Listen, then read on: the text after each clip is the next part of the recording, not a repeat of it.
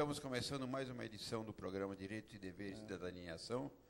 Hoje vamos falar sobre direitos humanos. Compartilha comigo o programa de hoje a minha colega e amiga, doutora Tatiana Fiore, que vai dar as boas-vindas ao nosso convidado. Olá, meu querido amigo, doutor Clóvis Brasil Pereira. Para conversar conosco, eu tenho a honra de apresentar o doutor Admilson da Silva. Ele que é formado pelas Faculdades Integradas de Guarulhos, pós-graduado em Direito Civil e Processo Civil pela FIG, pós-graduado em Direito Penal e Processo Penal pela FMU, vice-presidente da Comissão de Direitos Humanos, assessor da Comissão de Ética e Disciplina de Guarulhos, membro da Comissão de Assistência Judiciária, mantém escritório na comarca há mais de 14 anos e atualmente dedica-se ao direito de propriedade. Doutor Admilson, seja bem-vindo.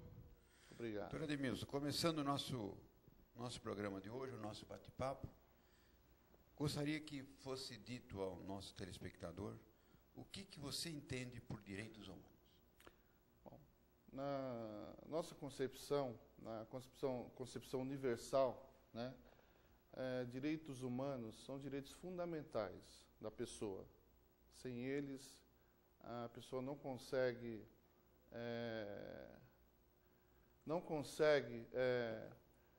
participar da sociedade. Ou seja, os direitos fundamentais, eles também dizem respeito à saúde, à alimentação, à escola, à diversidade sexual, enfim. Toda essa gama de direitos, eles também estão inseridos, uma grande parte deles, na Constituição Federal, de 1988. Doutor Admilson, o senhor falou uma gama de direitos que estão envolvidos nos direitos humanos. Sim. Né? Mas por que, então, sempre que nós falamos nos direitos humanos, nós fazemos menção ou relação ao direito criminal? Ou melhor, sempre a proteção do infrator? Bom, na verdade, o que se tem muito buscado, quando aquele infrator comete um delito na sociedade, o cidadão, muitas vezes impingido por aquilo, ou mesmo querendo fazer justiça com as próprias mãos, ele acha que o Estado democrático, ele vai punir aquele detento ou aquele infrator da mesma forma que ele puniu aquele parente dele. Então, existe um desgosto e, na verdade, uma ansiedade muito grande daquele cidadão que tem lá o infrator preso, o Estado cuidando dele, que, na verdade, ele acha que a pena vai ser uma pena de castigo, castigar aquela pessoa, e que não é isso. Os direitos humanos, ele cuida da pessoa como se fosse um humano. Então, é para isso que nós estamos lá, cuidando, protegendo, e a pena de... a gente diz o seguinte, que o preso, ele tem os direitos deles assegurados pela Constituição Federal também, assim como nós, cidadão.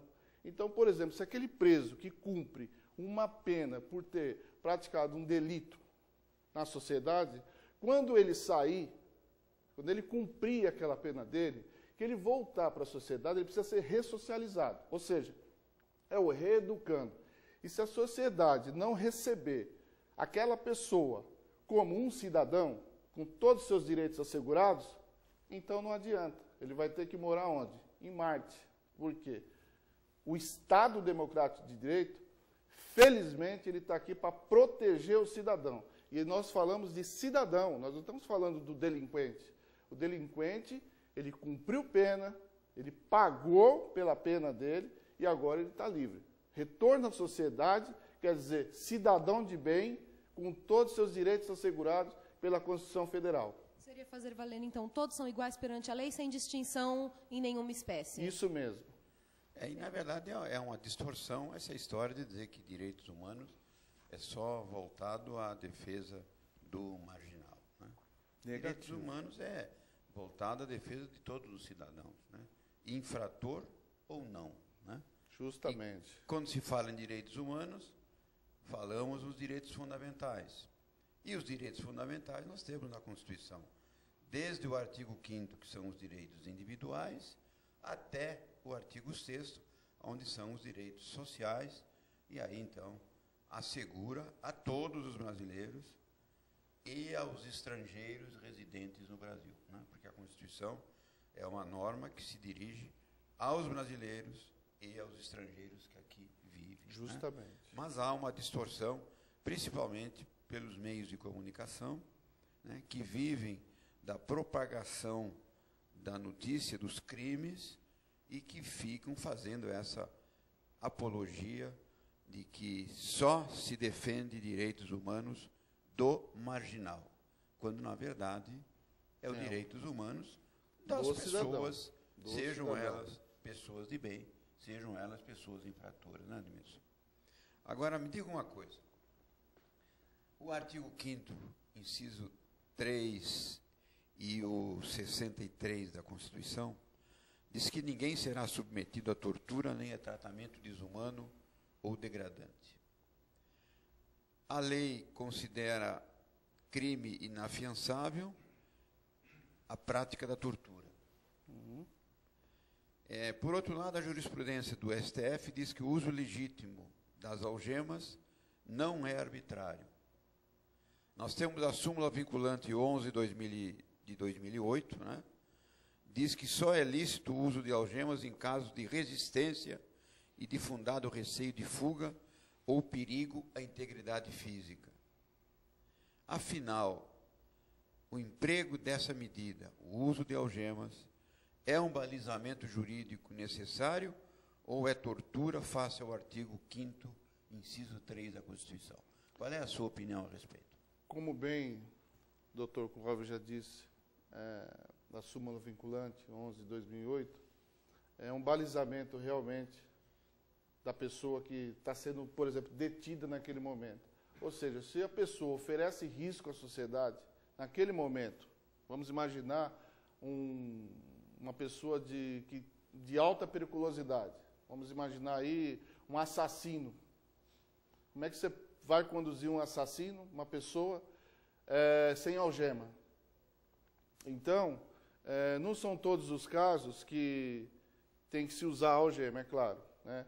Mas uma pessoa que é um assassino, um homicida, uma pessoa que tem problema mental, que não é aquela pessoa que não é bem visto num determinado local, infelizmente, nós temos que utilizar as algemas. Mas não são todos os casos que a lei dá essa vazão, né? Para isso que nós temos essa súmula vinculante, que é um caso, vamos dizer assim, é uma exceção. Seria uma exceção, ok? Seria uma exceção. Mas nós temos também que ver que o uso de algema tem sido usado indiscriminadamente, né? Eu tenho observado, às vezes na televisão, a apreensão de menores, né? Meninos de 12, 13 anos, outro dia vi na televisão, sendo algemados, né? Eu não consigo imaginar que uma criança, porque 12 anos não passa de uma criança, embora já esteja infringindo a lei, mas é um infrator franzino que, no meio de 10, 15 policiais, 4, 5 viaturas, não me pareça que ofereça resistência e que possa colocar esses policiais em risco. Então, e eu vi 2 menores de 12, 13 anos sendo algemados e colocados num camburão. Então, nesse caso, doutora, o advogado ele pode sim usar dos meios legais para quê? Para anular, inclusive, se for uma pena, se for uma pessoa que não oferece risco, no caso dos menores, anular até esse julgamento. Por quê? Nesse caso, esses menores, o doutor Clóvis acabou de abordar, eles não oferecem nenhum risco para a sociedade. Aí sim, aí ele pode pedir para o juízo, inclusive para o tribunal com certeza vai anular qualquer sentença, qualquer pena privativa de liberdade ou socioeducativa, que no caso aí o juiz possa aplicar, o juiz da vara da infância e juventude. Nesse caso, sim.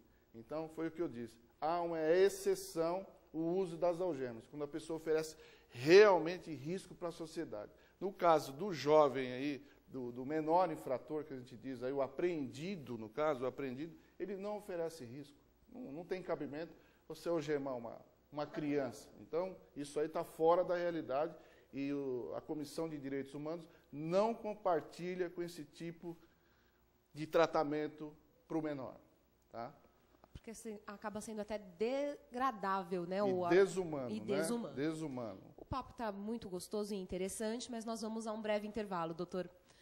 Passa rapidinho. Ok. Então, este programa é reprisado às sextas-feiras, às 7h30 da manhã, aos sábados, às 21h30 e domingo, às 22 horas. Você pode nos auxiliar enviando um e-mail com temas que você gostaria de estar ouvindo na sua casa. Então, mande um e-mail para direitoedeveres@oabguarulhos.org.br. Se você quer ter seu estabelecimento comercial divulgado, pode mandar também indo até a casa do advogado, na Luiz Facine, 16, Centro de Guarulhos, ou no telefone 2468-8199. Nós voltamos já.